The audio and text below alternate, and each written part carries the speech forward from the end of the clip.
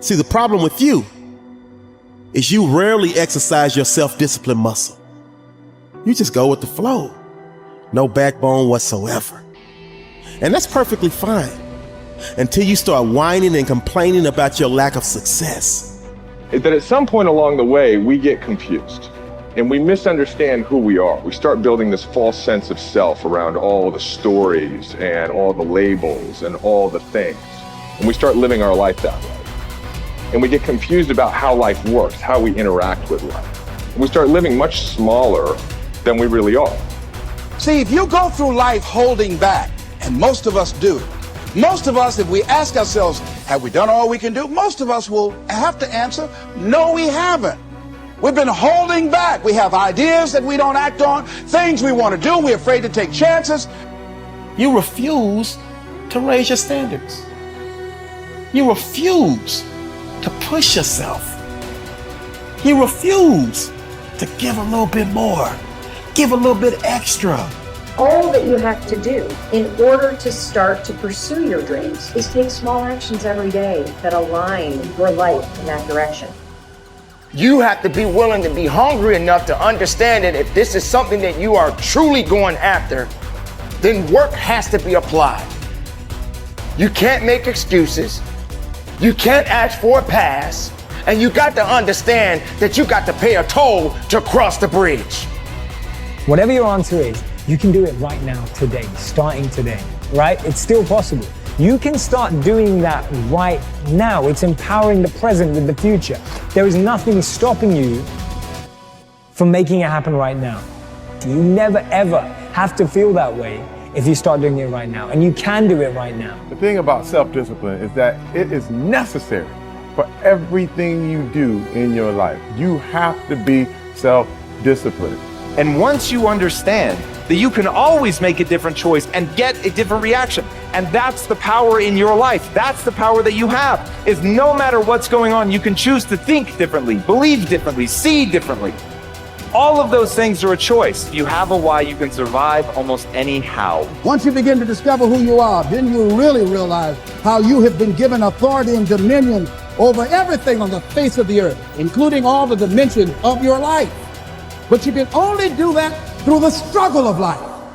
Get better, grow and learn and develop and live. Live in defiance of the weakness and in rebellion against the decay. Fight them as they creep in with their offers of instant gratification and immediate rewards.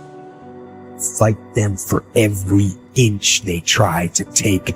Do not surrender any ground ever. When you commit to something, you require yourself to bring all of your disparate components moving in a single direction, united in a single direction. So it's a unifying act. And then once having been unified, well, then you can bring that unity to bear on a variety of different tasks. But you have to bring it together first. So, and that makes sense developmentally. You see children start out as a disparate bundle of motivations and emotions sort of warring with one another. And then they can integrate that into single games that they can play with themselves. And then they integrate that with games they start to play with other people. And all of that is integration. It's not subjugation, it's not repression. Not if it's a good game, it's integration. You want to get integrated because then you have all the horses that are pulling your chariot pulling in the same direction. And you're much more likely to get to where you want to go then, and also much more likely to specify a good place to go. So that's something else conservatives have to teach young people, which is, well, get yourself disciplined. Well, why? Well, not so you're a slave, but so that you could be a master. To use a terminology that you're not supposed to use anymore. But, this is in relationship to yourself, not to others. So, yeah, and to begin with, you have to accept an external master because you just don't have the wisdom to do that for yourself, or the ability or the opportunity often. Everybody knows this. They feel bad when they decide they're going to get themselves in good shape and go to the gym, and lasts like 3 attempts, yeah. And then no one's happy about the fact that they quit. And they berate themselves for it. And we know that we need to go through a disciplinary process. And we need to subjugate ourselves to a disciplinary process. That's part of the problem with the constant harping about the, oppressive patriarchy. But you need a disciplinary process.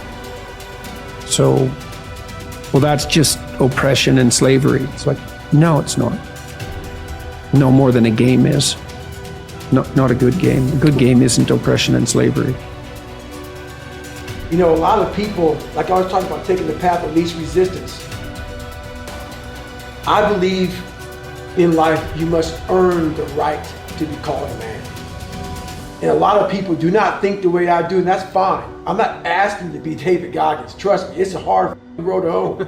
It's not fun. Like it. It's not fun all the time. But the thing about it is, you have to look, I looked at my hardships as challenges. Once I got over the pity party, because I went through that phase. Of course. I'm a normal human being. But I realized that got me exactly where I was at, even worse. As I looked at those challenges the way most people do, woe is me. Why the fuck can't I get a break? Why? I wish I was better. I wish my parents were better. I wish I had a better education. I wish this, I wish that. They have all these wish sandwiches. I started realizing, how can I fucking figure out how it can work for me? So the one thing we don't do is when we're in that dark place is a great learning environment. If you can sit back in a dark place and find quiet to just think, there's so much power in your failures, in your suffering. Because why? You're still alive. You're still fucking here.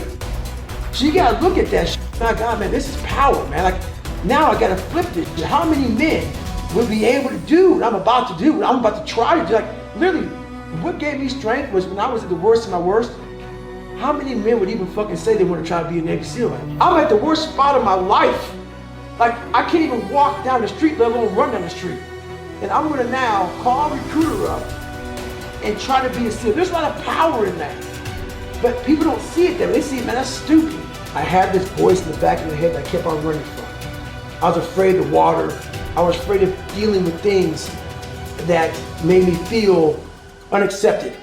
I didn't accept myself. So I kept on going towards things that I felt good. Let me go this way. But something kept on saying, fuck you, you have it, man. You got it, man, but you're gonna have to fail a lot. But you have it. And like I said, that voice kept on haunting me, but that voice kept on saying, if you face it, you realize it's not that bad. Persistence is self-discipline in action. Your ability to persist in the face of all setbacks and temporary failures is essential to success in life. Napoleon Hill said, persistence is to the character of man as carbon is to steel.